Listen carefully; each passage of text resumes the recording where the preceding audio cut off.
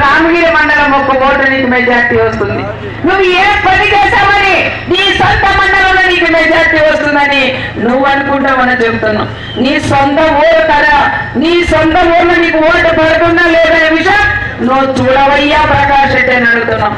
సొంత ఊర్లో చీయని చీపడితే వాళ్ళు అర్ధరాత్రి పూట పోయి వాల్మీకులు కూడా చాలా ఇబ్బందులు పెడుతున్నారు, బెదిరిస్తున్నారు. లేదు, ధైర్యంగా ముందట చేశారు. రావయ్యా తెలుసుకున్నాం నువ్వేం చేశావని నీకు ఓటు వేయాలా.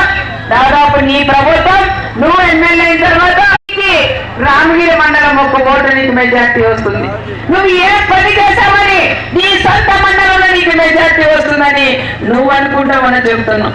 నీ సొంత ఊరు కదా, నీ సొంత ఊర్లో నీకు ఓటు పడుతుందా లేదనే విషయం నువ్వు చూడవయ్యా ప్రకాష్ రెడ్డి అని అడుగుతున్నావు. సొంత ఊర్లో చీయని చీపడితే